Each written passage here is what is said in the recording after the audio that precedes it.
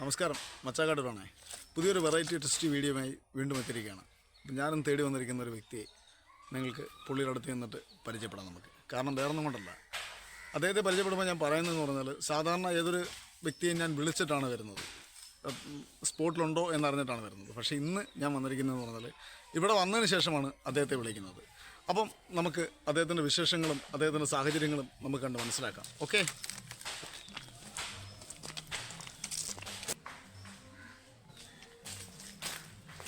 അപ്പോൾ നമുക്ക് അദ്ദേഹത്തിൻ്റെ വീട് ഒന്ന് കാണാം.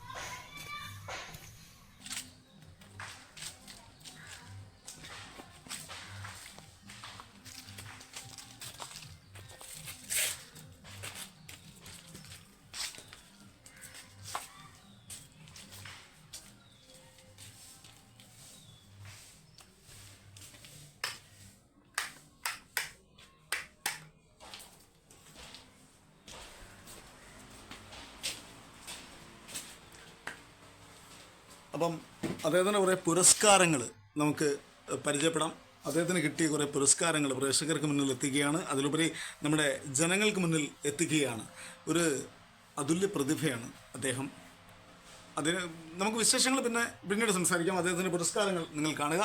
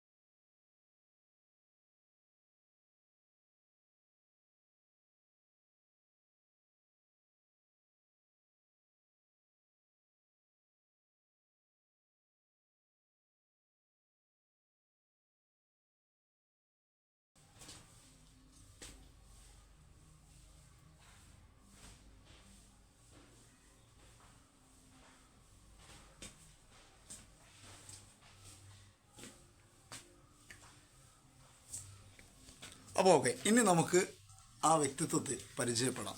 ഓക്കെ,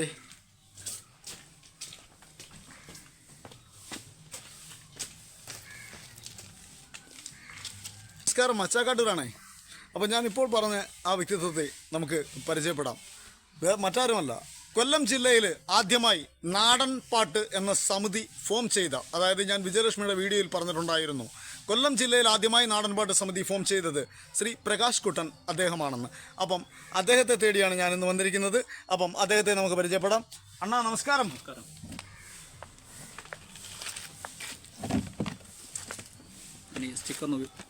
ഓക്കെ, തീർച്ചയായും. അണ്ണാ, ഞാൻ മച്ചാക്കാട്ടൂർ, ഏകദേശം നമ്മൾ വർഷങ്ങളായിട്ടുള്ള ബന്ധമുണ്ട്. പക്ഷേ കുറേ കാലമായി നമ്മൾ കോണ്ടാക്റ്റിങ്ങോ കാര്യങ്ങളോ ഒന്നുമില്ല. സാധാരണഗതിയിൽ ഇന്ന് മാത്രമേ ഉള്ളൂ ഞാൻ അണ്ണനെ വിളിക്കാതെ വന്നത്. ഇതിനു മുമ്പൊക്കെ എന്ന് പറഞ്ഞാൽ അണ്ണനെ വിളിച്ചിട്ട് നമ്മൾ വരും. പക്ഷേ പണ്ട് അണ്ണനെ വിളിച്ചിട്ട് വന്നായിരുന്നുവെങ്കിൽ ഈ ഒരു ദിവസം എന്ന് പറഞ്ഞാൽ അണ്ണൻ ഇവിടെ ഒന്നും കാണത്തില്ല. കാരണം പണ്ടത്തെ ഒരു പ്രകാശ് കൂട്ടനായിരുന്നുവെങ്കിൽ.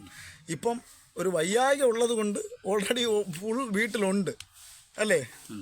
അപ്പം അണ്ണ, നമ്മുടെ മച്ചാൻ മീഡിയയിലെ പ്രേക്ഷകർക്ക് എല്ലാവർക്കും ഒരു ആശംസകളും ഒരു ഹായ്. നമസ്കാരം, എല്ലാവർക്കും നമസ്കാരം. മച്ചാൻ മീഡിയയുടെ എല്ലാ സുഹൃത്തുക്കൾക്കും, മച്ചാൻ മീഡിയയുടെ എല്ലാ ഫോളോവേഴ്സിനും എൻ്റെ ഹൃദയം നിറഞ്ഞ ആശംസകൾ അറിയിക്കുകയാണ്. കൂട്ടായ്മയിലേക്ക് നിങ്ങളെ സ്വാഗതം ചെയ്യുന്നു. ഞാനും കണ്ടുചേരുന്നു. നമുക്കൊന്ന് ചേരാം. Okay, thank you. പണ്ട് പ്രകാശനം നാടൻപാട്ട് പ്രോഗ്രാം കാണുന്ന സമയത്ത് അണ്ണൻ്റെ പ്രോഗ്രാം, നാടോടിയുടെ പ്രോഗ്രാം കാണുന്ന, നാടോടിയല്ലണ്ണ സമിതി, നാടോടിയുടെ പ്രോഗ്രാം കാണുന്ന സമയത്ത് അണ്ണൻ പണ്ട് പറയുന്ന ഇതായിരുന്നു. അതായത് ഒരു ഗർജിക്കുന്ന സിംഹമായിരുന്നു, ഒറ്റയാൾ പോരാട്ടമായിരുന്നു അണ്ണൻ്റെ സമിതിയുടെ ഏറ്റവും വലിയ പ്രത്യേകത എന്ന് പറയുന്നത്. അതിലുപരി കുറേ കലാകാരന്മാരെ ഇൻട്രൊഡ്യൂസ് ചെയ്യുക, കുറേ കലാകാരന്മാർ. അതായത് നാടൻപാട്ട് എന്താണ്, നാടൻപാട്ടിനൊരു കൊല്ലം ജില്ലയ്ക്ക് നാടൻപാട്ട് ഒരു കൂട്ടം ഉണ്ടാക്കുന്നത് പ്രകാശനാണ് അല്ലേ? അപ്പം അണ്ണൻ ആദ്യകാലം ആദ്യത്തെ സമിതി ഏതായിരുന്നു? അണ്ണൻ്റെ ഏതായിരുന്നു പ്രൊഫഷണൽ സമിതി? ഞാൻ നാടോടി ശാസ്ത്രമേട്ട എന്ന് പറഞ്ഞ സമിതി തന്നെയായിരുന്നു. അല്ല, അതിനു മുമ്പ് അണ്ണൻ വർക്ക് ചെയ്ത സമിതി ഏതായിരുന്നു? വർക്ക് ചെയ്ത വേറെ ഒന്നുമില്ല, എനിക്ക് സമിതി ഉള്ളായിരുന്നു. ഞാൻ നേരത്തെ വർക്ക് ചെയ്തിട്ടുള്ള നാടൻ പാട്ടുമായിട്ട് ബന്ധപ്പെട്ട് സഹകരിച്ചിട്ടുണ്ട്. അതാണ്. അപ്പം നാടൻ പാട്ടിലോട്ട് അണ്ണൻ പ്രചോദനമായത് എങ്ങനെയാണ്? കുട്ടപ്പ സാറ് തന്നെയാണ്, C J Kuttappa sir. C J Kuttappa sir ഈ നാട്ടുകൂട്ടാന്നൊക്കെ പറയുന്ന നാട്ടിപ്പാട്ടുകളെന്നും പറഞ്ഞൊക്കെ ഇതുണ്ടായിരുന്നു. ഇത്തരം കൂട്ടായ്മകളിൽ അദ്ദേഹത്തിൻ്റെ ഒരു ആരാധകൻ അദ്ദേഹത്തിൻ്റെ പാട്ടുകൾ കേട്ട് പഠിക്കുക എന്നുള്ള ഒരു ആഗ്രഹമായിരുന്നു. അങ്ങനെ ഇരിക്കുന്ന സമയത്താണ് ശാസ്താംകോട്ട ദേവസ്വം ബോർഡ് കോളേജിൽ അഹമ്മദ് മുസ്ലിം ഇക്ക എന്ന് പറയുന്ന അഹമ്മദ് മുസ്ലിം എന്ന പേരായ അദ്ദേഹം ഒരു നാടകം ചെയ്യുന്ന ആവശ്യത്തിന് വേണ്ടിയിട്ട് വരുന്നത്. OV വിജയൻ സാറിൻ്റെ കടൽത്തീരത്ത് എന്ന് പറയുന്ന ഒരു നാടകം ചെയ്യുന്നതിന് വേണ്ടിയിട്ടാണ് വന്നത്. അദ്ദേഹം ഗ്രാമീണ ഗാനങ്ങൾ സെറ്റ് ചെയ്തുകൊണ്ടാണ് ഈ നാടകത്തിൻ്റെ പിന്നണി പാട്ടുകളായിട്ട് സെറ്റ് ചെയ്തത്. അന്ത കത്തേ വയലിലേ എല്ലില്ലാലു എല്ലില്ലാലു, എനിക്കിപ്പോൾ പാടാനുള്ളൊരു ബുദ്ധിമുട്ടുണ്ട് കേട്ടോ. ആ പാട്ടൊക്കെ പാടിക്കൊണ്ടാണ് അതിലെ നായിക എൻട്രി ചെയ്യുന്നത്. അപ്പോൾ ആ OV വിജയൻ സാറിൻ്റെ കടൽത്തീരത്ത് സെറ്റ് ചെയ്യാൻ വേണ്ടിയിട്ട് വരുമ്പോൾ അതോടൊപ്പം തന്നെ അദ്ദേഹം തന്നെയാണ് വിളിച്ചുകൊണ്ട് വരുന്നത് ജോസേട്ടൻ, അതായത് തട്ടേക്കാട്ട് ജോസ് എന്ന് വിളിക്കുന്ന കടമ്പനാടുകാരനായ ജോസേട്ടനെ വിളിക്കുന്നു. ജോസേട്ടനും സാറോടെ വന്നിട്ടാണ് ഈ നാടകം സെറ്റ് ചെയ്യുന്നത്. അങ്ങനെയാണ് ഞങ്ങൾ പിന്നെ നാടൻപാട്ടിലേക്ക് സ്വാഭാവികമായിട്ട് എൻ്റെ അന്വേഷണവും പഠനവും വരുന്നു. അതോടൊപ്പം തന്നെ പിന്നെ PS ബാനർജിയെ ഞാനായിട്ട് വിളിച്ച് സമിതിയിലേക്ക് കൊണ്ടുവരുന്നു. എന്നോടൊപ്പം തന്നെയാണ് PS ബാനർജി തുടങ്ങിയത്. അതോടൊപ്പം തന്നെ ഇപ്പോൾ സിനിമയിലൊക്കെ പിന്നണി ഗാനായിട്ട് തിളങ്ങി നിൽക്കുന്ന ശ്രീ മത്തായി സുനിൽ ഒക്കെയും എൻ്റെ കൂടെ തന്നെയാണ്. അല്ലെങ്കിൽ ഞാൻ എൻ്റെ കഴിഞ്ഞ വീഡിയോയിൽ പറഞ്ഞിട്ടുണ്ട്. അപ്പം ഞാൻ ചോദിക്കുന്നത് അതോടൊപ്പം തന്നെ പറഞ്ഞു പോകേണ്ട ഒരു മോളോടുണ്ട്, ജ്യോതിലക്ഷ്മിയും വിജയലക്ഷ്മി. ഞാൻ വിജയലക്ഷ്മി ഇൻ്റർവ്യൂ ചെയ്തായിരുന്നു. അന്ന് വിജയലക്ഷ്മിയോട് ഞാൻ വിജയലക്ഷ്മിയോടല്ല, ഞാൻ പ്രേക്ഷകരോട് ഞാൻ പറഞ്ഞായിരുന്നു, പിന്നെ കൊല്ലം ജില്ലയിൽ ആദ്യമായി നാടൻപാട്ട് സമിതി ഫോം ചെയ്യുന്നത് പ്രകാശ് കുട്ടനാണ്. അതിലുപരി പിന്നെ വിജയലക്ഷ്മിയൊക്കെ ഞാൻ കാണുന്നത് കുട്ടവ മാഷിൻ്റെയും പിന്നെ പ്രകാശ് കുട്ടൻ്റെ കൂടെയായിരുന്നു. അതായത് ആദ്യത്തെ സമിതി അതല്ലായിരുന്നു. അപ്പോൾ അങ്ങനെ ഞാൻ പറഞ്ഞിട്ടുണ്ടായിരുന്നു. അപ്പോൾ ഞാൻ ഒരു ചോദ്യം ചോദിക്കുകയാണ്. ഇപ്പം അണ്ണാ എന്താണ് ഈ ഒരു അവസ്ഥ, എന്താണ് സംഭവം? അവസ്ഥ എന്ന് വെച്ച് കഴിഞ്ഞാൽ നമ്മൾ ഈ കൂട്ടായ്മയായിട്ട് പോയി നടക്കുന്ന സമയത്ത് നമുക്ക് ഇച്ചിരി അഹങ്കാര സ്വഭാവമൊക്കെ ഉണ്ടായിരുന്നു. അണ്ണാ ഒരു സെക്കൻഡ് ചോദിച്ചോട്ടെ, ഈ കാണുമ്പോൾ തലയിലൊരു ലേസ് ഇങ്ങനെ കെട്ടുപാട്, അതായത് നമ്മുടെ ബാലചന്ദ്രൻ സാറാണ്, അദ്ദേഹമാണ് അതങ്ങനെ കെട്ടാറ്. അണ്ണനെ എപ്പോൾ കൊണ്ടാലും അണ്ണൻ ഇങ്ങനെ, ഞാൻ യഥാർത്ഥത്തിൽ അത് കെട്ടിക്കൊണ്ട് വരണമെന്നാണ് വിചാരിച്ചത്, പക്ഷേ ലേസ് കിട്ടിയില്ല കേട്ടോ. ഇപ്പോൾ ആരും ഇത് ഉപയോഗിക്കുന്നില്ല. അണ്ണ ഇങ്ങനെ കെട്ടുമായിരുന്നു നേരത്തെ, അത് ചെയ്യുമായിരുന്നു. അതെന്താണ്, പ്രതിഷേധമാണോ അതോ? പ്രതിഷേധമൊന്നുമല്ല, പിന്നെന്താണ്, എൻ്റെ മുടി ഇങ്ങനെ ബാനർജിയുടെ മുടി കൊണ്ടാണൊക്കെ മുന്നോട്ട് ഇങ്ങനെ കിടക്കുമായിരുന്നു. അപ്പോൾ അതൊന്ന് കവർ ചെയ്യാൻ വേണ്ടിയിട്ടും പിന്നെ അതൊരു ഒരു സന്തോഷമായിട്ടിരിക്കുമല്ലോ എന്ന് വരുന്നു. അതിന് ബാനർജി ഈ പറഞ്ഞ പോലെ ബാലേന്ദ്ര മേനോൻ സാർ അന്ന് എല്ലാവർക്കും ഒരു എന്താ ആരാധന കഥാപാത്രമായിരുന്നല്ലോ. അപ്പോൾ അദ്ദേഹത്തെ ഒന്ന് ഇമിറ്റേറ്റ് ചെയ്യുക എന്നുള്ള ലക്ഷ്യം കൂടിയായിരുന്നു. തീർച്ചയായിട്ടും. കാരണം 7 സ്വരങ്ങൾ അതൊക്കെ അദ്ദേഹത്തിൻ്റെ പിന്നെ സിനിമകൾ ആയിരുന്നല്ലോ. അപ്പം അണ്ണൻ ഞാൻ ചോദിക്കട്ടെ, ഒരു ചോദ്യം ചോദിച്ചോട്ടെ. ഇപ്പം അണ്ണനിലൂടെ ഒരുപാട് പേര് പ്രശസ്തിയിലെത്തിയിട്ടുണ്ട്. ഈ പ്രശസ്തിയിലെത്തിയവരാരെങ്കിലും ഇന്ന് അണ്ണനെ വിളിക്കുകയോ അല്ലെന്നുണ്ടെങ്കിൽ വരികയോ? അപ്പോൾ കാരണം ഇന്ന് ഒരുവിധപ്പെട്ടവരെല്ലാം ചാനലുകളിലാണ്. അല്ല, അത് അവരുടെ കുഴപ്പമല്ലല്ലോ. ഒരു സഹായിക്കേണ്ട സമയങ്ങളിലൊക്കെ അവരെ തന്നെ സഹായിച്ചിട്ടുണ്ട്. സഹായത്തിൻ്റെ അല്ല എന്നാണ് ചോദിച്ചത്. നമ്മളെ ഒരു മനുഷ്യനല്ലാണ് കമ്മിറ്റ്മെന്റ് എന്ന് പറയുന്നൊരു സാധനമുണ്ട്. അത് അപ്പം അതിനകത്ത് അങ്ങനെ നിരാശയോ അല്ലെങ്കിൽ നിരാശയൊന്നും തോന്നിയിട്ടില്ല. സ്വാഭാവികമായിട്ട് നടന്നു പോകുന്ന കാര്യങ്ങളാണ്. ഇല്ല. കാര്യം എന്ന് വെച്ചാൽ എനിക്ക് വേണ്ടിയിട്ട് ആദ്യം ഇത് ചെയ്തതെന്ന് വെച്ച് കഴിഞ്ഞാൽ നമ്മുടെ മത്തായിസനിലല്ലേ, മത്തായിസനിൻ്റെ നേതൃത്വത്തിൽ അവരുടെ തന്നെ ഒരു ചാരിറ്റബിൾ സൊസൈറ്റി ഉണ്ട്. അവരാണ് ആദ്യമായിട്ട് ഒരു സാമ്പത്തിക സഹായം എനിക്ക് ആദ്യം തരുന്നതാണ്. പിന്നെ അതോടൊപ്പം തന്നെ വിവിധ ആൾക്കാർ അതുപോലെ തന്നിട്ടുണ്ട്. അപ്പം പിന്നെ നമ്മൾ അങ്ങനെ പറഞ്ഞിട്ട് കാര്യമില്ലല്ലോ. ആര് സഹായിക്കേണ്ടവർ KPMS തന്നിട്ടുണ്ട്, KPMSൻ്റെതായ രീതിയിൽ തന്നിട്ടുണ്ട്, SMS തന്നിട്ടുണ്ട്. അപ്പോൾ നാട്ടുകാരെ കൂട്ടം തന്നെ ഇട്ടിട്ടുണ്ട്. പിന്നെന്താ നമ്മുടെ തൃശ്ശൂരുള്ള ഇതുണ്ടല്ലോ, കരുതലക്കൂട്ടം തന്നെ കിട്ടിയിട്ടുണ്ട്. ഇപ്റ്റാ നാട്ടരങ്ങനെ കിട്ടിയിട്ടുണ്ട്. അങ്ങനെ ഒരുവിധപ്പെട്ട സാമ്പത്തിക സഹായം ചെയ്യാണ്ട് അങ്ങനെയും ചെയ്തിട്ടുണ്ട്. സഹായങ്ങൾ ഒരുപാട് അങ്ങനെയല്ലേ വെച്ചിട്ടുണ്ട്. എനിക്ക് വയ്യാതിരിക്കുന്നതുകൊണ്ട് സ്വാഭാവികമായിട്ട് നമ്മൾ ആദ്യം തന്നെ ആയിരുന്നു അവരെ വിളിച്ച് ബുദ്ധിമുട്ടിക്കുന്നത് എന്താണെന്ന് കരുതും. സത്യത്തിൽ ഇപ്പോഴത്തെ ഈ ഒരു അവസ്ഥയ്ക്ക് കാരണമാകുന്നത് എന്നാണ്? കാരണം എന്ന് പറഞ്ഞു കഴിഞ്ഞാൽ ഒന്ന് എൻ്റെ തന്നെ കയ്യിരിപ്പോണ്ട് മോശമായി പോയതിൻ്റെ പേരിൽ പറ്റിയത് എനിക്ക് പറ്റിയത്. കാരണം അത്യാവശ്യം ചില അഹങ്കാര സ്വഭാവങ്ങളുണ്ടായിരുന്നു, അതിൽ നിന്ന് പറ്റിപ്പോയതാണ്. പിന്നെ ബാക്കിയുള്ളവരെ കുറ്റം പറഞ്ഞിട്ട് കാര്യമില്ലല്ലോ. അപ്പോൾ പിന്നെന്ന് വെച്ച് കഴിഞ്ഞാൽ ഒന്ന് എമർജ് ചെയ്ത് വരണമെന്നൊരു ആഗ്രഹമുണ്ട്. പക്ഷേ അതിനൊരു അവസ്ഥ ഒരാളുണ്ടാക്കി തരുന്നത്. ഒന്നാമത് സാമ്പത്തികമായിട്ട് നമ്മൾ പിന്നോക്കപരമായ ഒരു അവസ്ഥയാണ്. കാരണം കൈ കാശെടുത്ത് ചിലവഴിക്കാനല്ല, പരിപാടി കിട്ടുന്ന അനുസരിച്ച് വേണം നമുക്ക് മുന്നോട്ട് പോകാൻ. അതുകൊണ്ട് കേൾക്കുന്ന പ്രേക്ഷകരോട് എനിക്ക് പറയാനതേ ഉള്ളൂ, പരമാവധി ശാസ്താംകോട്ട നാടോടിക്ക് പരിപാടി തരിക. അപ്പോൾ എൻ്റെ കൂടെ എന്തായാലും ഒരു 10-15 ആൾക്കാരുണ്ടാവും. 15 കുടുംബങ്ങളിലേക്കായിരിക്കും ആ തുക പോകുന്നത് എന്ന് മാത്രം കരുതിയാൽ മതി. ആ കൂട്ടത്തിലുള്ള ഒരു വിഹിതം എനിക്കും കിട്ടുമല്ലോ. അങ്ങനെ നാടോടിക്ക് തന്നു കഴിഞ്ഞാൽ ഒരു സഹായമായിരിക്കും എന്ന് മാത്രമേ പറയുന്നു. തീർച്ചയായിട്ടും. അപ്പം പിന്നെ ഫാമിലി ഭാര്യ പിന്നെ അല്ല പറയേണ്ട ഒരു പ്രത്യേകത ഉണ്ട്. ഇന്ന് നാളത്തെ ദിവസത്തിൻ്റെ പ്രത്യേകത അറിയാമോ? നാളത്തെ നാടോടിയെ സംബന്ധിച്ച് ഏറ്റവും പ്രധാനപ്പെട്ട ദിവസമാണ്. നാടോടിയുടെ ആദ്യകാല കലാകാരനും നാടോടിയുടെ ആദ്യകാല സെക്രട്ടറിയും എന്നോടൊപ്പം തന്നെ തിരുവാടം കളിക്കാനും നാടൻപാട്ട് പാടാനും നാടൻപാട്ടിൻ്റെ തന്നെ വിഷ്വൽ കൈകാര്യം ചെയ്യാൻ ചെയ്ത ലസിത് ബാബുവിൻ്റെ സ്മൃതിദിനമാണ്. പിന്നെ ഫാമിലിയെക്കുറിച്ച് പറഞ്ഞാൽ ഭാര്യ പ്രതീക്ഷ ശാസ്താംകോട്ട ദേവസ്വം ബോർഡ് കോളേജിൽ നിന്ന് കിട്ടിയതല്ല ലൈൻ അടിച്ച് കൊണ്ടുവരുന്നതാണെന്ന് പറഞ്ഞു. ഇന്ന് വരെ എന്നെ വിട്ടു പോയിട്ടില്ല. എനിക്ക് വയ്യാത്തൊരവസ്ഥ ഉണ്ടായിട്ട് പോലും എന്നെ വിട്ടുപോയിട്ടില്ല. എന്നെ വിട്ടു പോയിട്ടുണ്ട്. താങ്കം തണ്ടവലേരൊപ്പം കൂടുതലുണ്ട്. ഇന്നലെ പെങ്ങളുടെ മോടെ കല്യാണമായിരുന്നു. അതിനുൾപ്പെടെ സഹായത്തിന് അതിന്റെ നല്ലതായതിന് പോയത് കൊണ്ടാണ് ആരും ഇല്ലാത്ത പോയത്. മക്കള് മൂത്തവൻ ബുദ്ധൻ, ഇളവൻ ബോധി. ഈ ബുദ്ധൻ ബോധി എന്ന് പറഞ്ഞാൽ അത് വേറെ കാര്യമൊന്നുമില്ല, എനിക്ക് അങ്ങ് ഇഷ്ടപ്പെട്ടു പോയി. വേറെ കാര്യമൊന്നുമില്ല. ബുദ്ധൻ ബോധി എന്ന കാര്യം ബുദ്ധൻ ബുദ്ധിസ്റ്റ് ആണോ അതോ ബുദ്ധ അനുഭാവിയ. കാരണം എന്ന് വെച്ച് കഴിഞ്ഞാൽ ബാബാ സാഹേബ് ഡോക്ടർ B.R. അംബേദ്കറിനെ ഇഷ്ടപ്പെടുകയും അല്ല അദ്ദേഹത്തിൻ്റെ ഒരു ഫോളോവർ ആകണമെന്നും ആഗ്രഹിച്ചാണ്. പക്ഷെ അദ്ദേഹം പറയുന്ന കാര്യങ്ങൾ അനുസരിക്കാൻ പറ്റാത്തതായപ്പോൾ പിന്നെ അദ്ദേഹത്തിന് അനുഭവിക്കുക എന്ന് പറഞ്ഞിട്ട് കാര്യമില്ലല്ലോ, അല്ലെങ്കിൽ ഫോളോവറാന്ന് പറഞ്ഞിട്ട് കാര്യമില്ലല്ലോ. കാര്യം ചില അഹങ്കാര സ്വഭാവങ്ങൾ നമ്മുടെ കയ്യിലുണ്ട്, അതുകൊണ്ട് അത് പറയാൻ പറ്റത്തില്ല. അഹങ്കാര സ്വഭാവം എന്ന് പറയുമ്പോൾ അത് വേണ്ട പോട്ട്, അത് നമ്മൾ പറയുന്നില്ല. കാരണം എന്ന് പറഞ്ഞാൽ ഇപ്പോൾ കേൾക്കുന്നവർക്കൊക്കെ ഏകദേശം അണ്ണനെ അറിയാവുന്നവർക്കും മനസ്സിലാകും. അപ്പോൾ പിന്നെ നമ്മൾ പ്രത്യേകിച്ച് പറയേണ്ടത്. അപ്പം അണ്ണ ഞാൻ ചോദിക്കട്ടെ, ഈ നാടൻ പാട്ടിൽ ആദ്യം നമ്മൾ പാടിയിട്ടുള്ള പാട്ട് ഏതാണ്?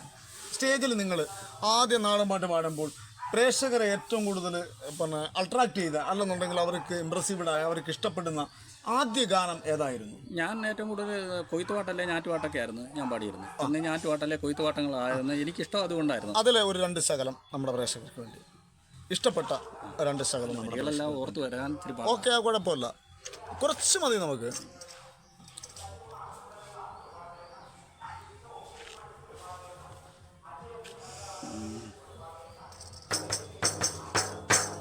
നാട്ടിൽ പതൻ കൊയ്ത്തിന് പോകും ഘട്ടം കുട്ടുന്നവർ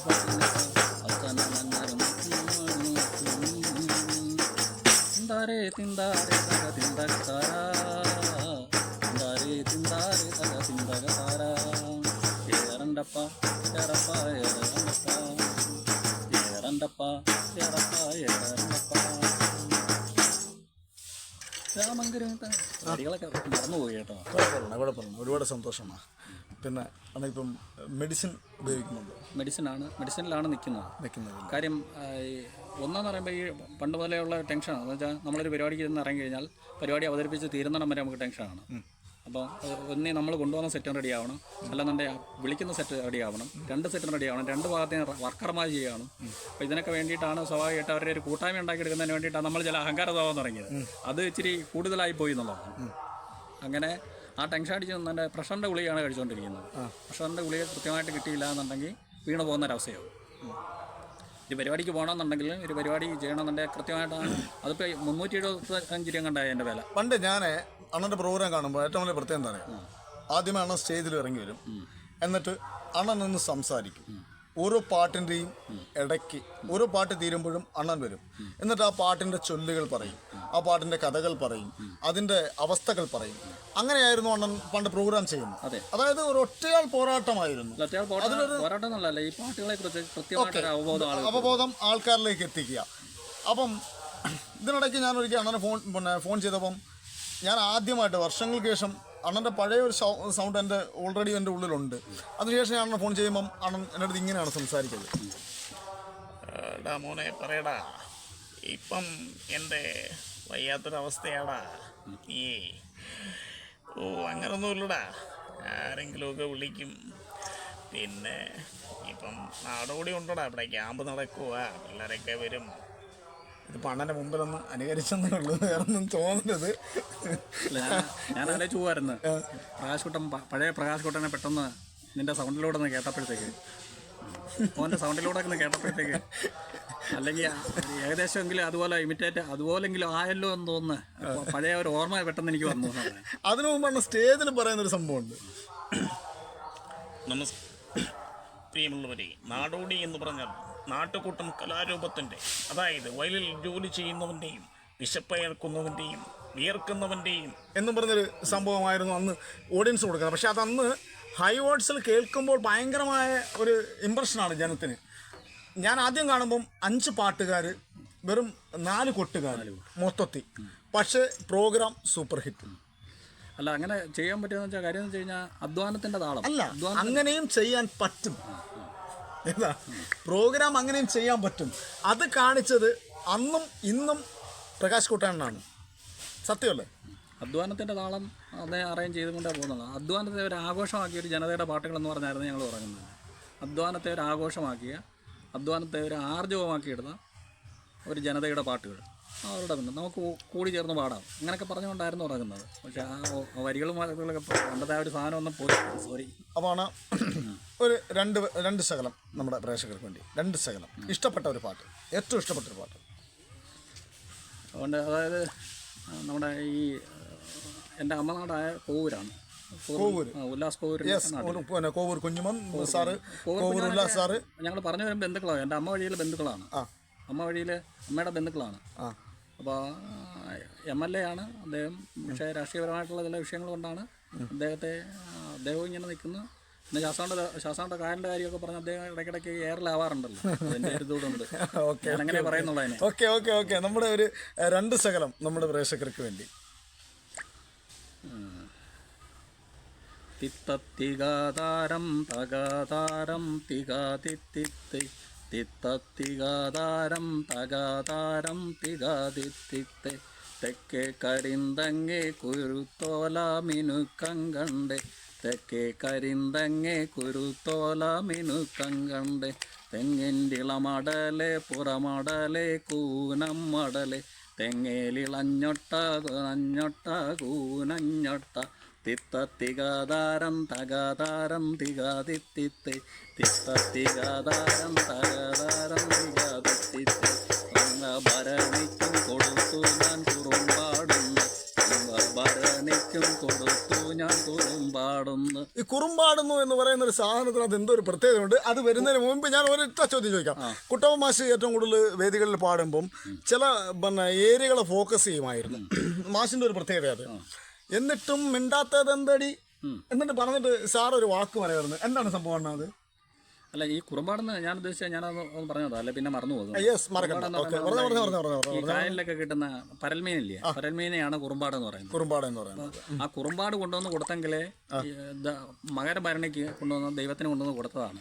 എന്നുവെച്ചാൽ ഈ തെങ്ങയിൽ ഇത് ഞൊട്ട റെഡിയായി കിട്ടുന്നതിന് വേണ്ടിയിട്ട് മകരഭരണിക്കും കൊടുത്തു ഞാൻ കുറുമ്പാടുന്നു, കുംഭഭരണിക്കും കൊടുത്തു ഞാൻ കുറുമ്പാടുന്നു. അതായത് നമ്മുടെ ജീവിതത്തിൽ കിട്ടുന്ന ജനികമായ സാധനങ്ങൾ, ജൈവികമായ സാധനങ്ങൾ തന്നെയുള്ള ദൈവത്തിനും കൊടുക്കാനുണ്ടായിരുന്നു. തീർച്ചയായിട്ടും അതായിരുന്നു കൊടുത്തുകൊണ്ടിരുന്നതും. അതെ. അപ്പം അല്ലാതെ വലിയ സാധനം ഒന്നും കൊണ്ട് കൊടുക്കാനൊന്നും ഇല്ല. അന്ന് നമ്മുടെ നാട്ടിലുള്ള പൂക്കളും ഇതും നമ്മുടെ പൂക്കളും കാക്കപ്പൂ ഇങ്ങനെയുള്ള സംഭവങ്ങളെല്ലാം തന്നെയാണ് ദൈവങ്ങൾക്കെല്ലാം എല്ലാവരും കൊടുത്തോണ്ടിരുന്നത്. നമ്മൾ കൊയ്യുന്ന വയലിന്റെ മൂലയ്ക്ക് ചിലപ്പോൾ അതിലിട്ടിരിക്കുന്ന ഒരു കല്ലായിരിക്കും നമ്മുടെ ദൈവം. തീർച്ചയായിട്ടും ആ ദൈവത്തിന് കുറുമ്പാട് കൊണ്ട് കൊടുത്തിട്ടാണ് പറയുന്നത്, അല്ലെങ്കിൽ പരലിനെ കൊണ്ട് കൊടുത്തിട്ടാണ് പറയുന്നത്. നാളത്തെ ആ ദിവസം എനിക്ക് നല്ലതാക്കി തരണമേ, ഭംഗിയാക്കി തരണമേ എന്ന് സൂര്യഭഗവാനെ പ്രാർത്ഥിച്ചുകൊണ്ട് പറയുന്നത്. അപ്പം ഈ കുട്ടവമാശി ചോദിച്ചതിൻ്റെ ചോദ്യം അത് പുള്ളി പറയുമായിരുന്നല്ലോ സംഭവം. എന്തോ എന്നിട്ടും മിണ്ടാത്തതെന്തടി പാലുവപ്പെണ്ണ എന്നും പറഞ്ഞ ഒരു സംഭവം പറയുമായിരുന്നല്ലോ. അപ്പോൾ അതുകൊണ്ടാണ് ഞാൻ ഈ കുറുമ്പാട് കേട്ടോണ്ട് പറഞ്ഞത്. അണ്ണാ അതെല്ലാം പോട്ട്. അപ്പോൾ ഓക്കെ. അപ്പോൾ ഇപ്പോഴത്തെ ഒരു കലാകാരന്മാർക്ക്, ഇപ്പോഴത്തെ പുതിയൊരു കലാകാരന്മാർ ഇപ്പോൾ എല്ലാം ഓൾറെഡി ചാനലും കാര്യങ്ങളും എല്ലാം ആയിക്കഴിഞ്ഞു. കാരണം എന്താ പറയുക, പഴയ കലാകാരന്മാർ അല്ലെന്നുണ്ടെങ്കിൽ അതിനൊന്നും ഇപ്പം നമ്മൾ പണ്ട് എന്തായിരുന്നു എന്ന് നമ്മൾ പറഞ്ഞിട്ട് കാര്യമില്ല. ഇന്ന് നമ്മൾ എന്താണ് എന്നുള്ളതാണ് ഇപ്പോഴത്തെ ഏറ്റവും വലിയ വിഷയം. അപ്പം അവർക്ക് നമുക്ക് അങ്ങനെ കൊടുക്കാൻ പറ്റിയൊരു മോട്ടിവേഷൻ. ഏറ്റവും പ്രധാനപ്പെട്ട ഒരു കാര്യം ഗവൺമെൻറ്റിനോടാണ് എനിക്ക് പറയാനുള്ളത്. ഇപ്പോൾ ഈ സ്റ്റേജ് കലാകാരന്മാർക്ക് പോയി സ്റ്റേജിൽ പരിപാടി അവതരിപ്പിക്കാൻ കഴിയാത്ത ഒരവസ്ഥയാണ്. പലയിടത്തും സമയക്രമം പാലിക്കുകയാണ്. 12 മണിക്കുമ്പോൾ ഇത് അവസാനിപ്പിച്ച് തരണം. കാര്യം ഈ കലാപരിപാടികൾ അവതരിപ്പിക്കുന്ന സ്റ്റേജുകളിൽ രാത്രി 12 മണി കഴിഞ്ഞാൽ മൈക്ക് സെറ്റ് വർക്ക് ചെയ്യാൻ പറ്റില്ല എന്ന് പറയുന്ന ഇതുണ്ട്. അത് കലാകാരന്മാരുടെ അന്നം മുട്ടിക്കുന്ന ഒരവസ്ഥയാണ്. അതിന് വേണ്ടിയിട്ട് ചിലപ്പോൾ നമ്മൾ ഒരുപാട് വർഷത്തെ പ്രയത്നം കൊണ്ടായിരിക്കും ഒരു സമിതിയൊക്കെ രൂപപ്പെടുന്നത്. അപ്പോൾ അവർക്ക് 12 മണി കഴിഞ്ഞാൽ പരിപാടി നടത്താൻ പറ്റത്തില്ല എന്ന് പറയുമ്പോൾ ആ സമിതിയെ പോലും തകർക്കുന്ന അതൊന്ന് മാറ്റി വെക്കുന്നതിന് വേണ്ടി ശ്രമമുണ്ടാണ്. പിന്നെ കലാകാരന്മാരോട് പറയാനുള്ളതെന്ന് വെച്ചാൽ നമുക്ക് ഈ കൂട്ടായ്മകളുണ്ട്, പാട്ടുകളെക്കുറിച്ച് കൂടുതലായിട്ട് അറിയാനും പഠിക്കാനും ശ്രമിക്കുക. അതിൻ്റെ വായ്ത്താരികളെക്കുറിച്ച് അതിൻ്റെ ഇതിനെക്കുറിച്ച് കൃത്യമായിട്ട് അല്ല, പൊതുവെ എല്ലാ കലാകാരന്മാരോടും, അതായത് നമ്മുടെ ഇപ്പം എന്താ പറയുന്നത്, ഒരു ഇപ്പോൾ അണ്ണൻ തന്നെ പറഞ്ഞല്ലോ, ഒരു കാലഘട്ടത്തിൽ എല്ലാ കലാകാരന്മാരും ഇവിടെ വരുമായിരുന്നു എന്ന് പറഞ്ഞു. ഏതാ പ്രോഗ്രാമിന് തലേന്നും ഇവിടെ വന്ന് പ്രോഗ്രാം കഴിഞ്ഞിട്ട് പിന്നെ ഇവിടെ വന്നിട്ട് പിന്നെയാണ് വീട്ടിൽ പോകുന്നത് എന്നാണ് പറയുന്നത്. അപ്പം ഇപ്പം ആ ഒരു ടെൻഡൻസിയൊക്കെ മാറി, കലാകാരന്മാരെല്ലാം സ്വന്തമായിട്ട് സഞ്ചരിക്കാൻ വാഹനമായി എല്ലാ രീതിയുമായി. അപ്പം ആ ഒരു ആത്മബന്ധം നിലനിർത്തുക എന്നുള്ള രീതിയെക്കുറിച്ച് അണ്ണന് പറയാനുള്ള എന്താണ്? തീർച്ചയായിട്ടും അങ്ങനെ ഒരു ആത്മബന്ധം ഉണ്ടെങ്കിൽ ഇനി കാലത്ത് മുന്നോട്ട് പോകാനൊക്കത്തുള്ളൂ. ഓക്കെ, പഴയ കാലം തന്നെയാണ് എപ്പോഴും നല്ലത്. തീർച്ചയായിട്ടും. കാര്യം നമ്മൾ പഴമയുടെ പാട്ടുകളായിരിക്കും പാടുന്നത്, പക്ഷേ പുതുമ കൂടി ഉൾക്കൊള്ളുന്ന ഒരവസ്ഥ വേണം. നമ്മുടെ നിലവിലുള്ള അവസ്ഥകളൊക്കെ കുറിച്ച് കൃത്യമായിട്ട് അറിയണം, പാട്ടുകളെക്കുറിച്ച് കൂടുതലായിട്ട് പഠിക്കണം. പിന്നെ മൊത്തത്തിലുള്ള എല്ലാ ഭാഗം ജനങ്ങളെ ഒരുമിപ്പിച്ച് കൊണ്ടുപോകുന്നതായിരിക്കണം നമ്മുടെ പാട്ടുകൾ. നമ്മുടെ ചിന്തകളും അത്തരത്തിലായിരിക്കണം എന്ന് മാത്രമാണ് എനിക്ക് പറയാനുള്ളത്. അപ്പം അണ്ണ പ്രകാശണ്ണ, ഒരുപാട് സന്തോഷം ഈ മച്ചാൻ മീഡിയയുടെ പ്രേക്ഷകർക്ക് മുന്നിലും അതിലുപരി എനിക്ക് അണ്ണനെ ഈ ഒരു അവസരത്തിൽ ഇൻ്റർവ്യൂ ചെയ്യാൻ സാധിച്ചതിലും ഞാൻ ഹൃദയം നിറഞ്ഞ നന്ദി രേഖപ്പെടുത്തുകയാണ്. അതിലുപരി എൻ്റെ പ്രേക്ഷകരുടെ ഭാഗത്തു നിന്നും ഞാൻ ഹൃദയം നിറഞ്ഞ നന്ദി രേഖപ്പെടുത്തുകയാണ്. അപ്പം പ്രകാശണ്ണൻ്റെ ഈ ഒരു അവസ്ഥ കാണുകയും അദ്ദേഹത്തിൻ്റെ ഈ ഒരു സാഹചര്യങ്ങൾ കണ്ട് മനസ്സിലാക്കുകയും ചെയ്യുന്ന, അദ്ദേഹത്തിൻ്റെ കൂടെ വർക്ക് ചെയ്തവരും ഒരാൾ PS ബാനർജിയെ കുറിച്ച് ഞാൻ സംസാരിച്ചായിരുന്നു. PS ബാനർജിയും മത്തായിസണിലൊക്കെ സമിതി കൂടിയാണ്, എൻ്റെ സമിതി കൂടി തന്നെ. തീർച്ചയായിട്ടും പറഞ്ഞു. അപ്പം നാളത്തെ ദിവസത്തിന്റെ പ്രത്യേകത കൂടി പറഞ്ഞായിരുന്നു, അതും പറഞ്ഞു. ശശീന്ദ്രബാബുവിന്റെ അദ്ദേഹത്തിന്റെ കാര്യം പറഞ്ഞു.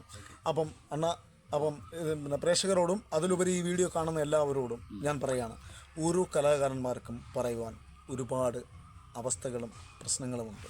ഓരോ കലാകാരനും എന്താണ് എന്ന് നമുക്കിങ്ങനെ കാണുമ്പോൾ മാത്രമേ മനസ്സിലാവൂ. സ്റ്റേജിൽ അവർ നല്ലൊരു പെർഫോമറായിരിക്കും, നല്ലൊരു കലാകാരനായിരിക്കും. മീഡിയയിൽ അവർ നല്ലൊരു കലാകാരനായിരിക്കും, നല്ലൊരു പെർഫോമറായിരിക്കും. ഒരുപാട് ആൾക്കാരുമായി മിങ്കിൾ ചെയ്ത് സംസാരിക്കും, ചിരിക്കും. പക്ഷേ അവരുടെ ഉള്ളിലുള്ള വിഷമം ഒരു മനുഷ്യനും തിരിച്ചറിയാൻ കഴിയില്ല. അതാണ് ശ്രീ പ്രകാശ് കുട്ടേണനിൽ നിന്നും ഞാൻ എനിക്ക് തരാൻ പറ്റുന്ന മോട്ടിവേഷൻ. അപ്പം ഈ കാണുന്ന ഏതെങ്കിലും ഒരു വ്യക്തി ഉണ്ടെന്നുണ്ടെങ്കിൽ തീർച്ചയായും ഇദ്ദേഹത്തെ വന്ന് കാണുക, അല്പനിമിഷം ഇദ്ദേഹത്തോടൊപ്പം സംസാരിക്കുക, സഹകരിക്കുക. ഇദ്ദേഹത്തിന് നിങ്ങൾക്ക് ചെയ്യാൻ പറ്റുന്നത് നിങ്ങൾ ചെയ്യുക. അപ്പം പ്രകാശന, എൻ്റെ മീഡിയയ്ക്കൊരു ആശംസ പറയുക, നമുക്ക് വൈൻഡപ്പ് ചെയ്യാം. മച്ചാൻ മീഡിയയുടെ എല്ലാ കൂട്ടുകാർക്കും എൻ്റെ ഹൃദയംഗമായ നന്ദി അറിയിക്കുകയാണ്. എല്ലാ ആശംസകളും അറിയിക്കുകയാണ്. ഏറ്റവും കൂടുതൽ പരിപാടികൾ നന്നായിട്ട് അവതരിപ്പിക്കാൻ കഴിയട്ടെ, ഈ വ്യൂവേഴ്സിൻ്റെ എണ്ണം കൂടട്ടെ എന്ന് ആശംസിക്കുന്നു. സന്തോഷത്തെ ഇഷ്ടപ്പെടുന്നു. എനിക്ക് ഒരു ആശംസ പറഞ്ഞു. തീർച്ചയായിട്ടും രാജേഷ് എന്നല്ലേ മോനെ പേര്? അങ്ങനെ പറയാതെ മീഡിയ എന്ന് വിളിച്ചങ്ങ് ശീലമായി. പ്രിയ കൂട്ടുകാരന് എല്ലാവിധമായ ആശംസകൾ അർപ്പിക്കുന്നു. ഓക്കെ, പ്രിയപ്പെട്ട സുഹൃത്തുക്കളെ, എല്ലാവർക്കും എൻ്റെ എല്ലാ വ്യൂവേഴ്സിൻ്റെ അടുത്തും ഞാൻ ഒരിക്കൽ കൂടി പറയുകയാണ്. അപ്പം എല്ലാവർക്കും മനസ്സിലായല്ലോ. അപ്പോൾ ഓക്കെ, നിങ്ങളുടെ പരിപാടികൾ നിങ്ങൾക്ക് ആരംഭിക്കാം. ഓക്കെ.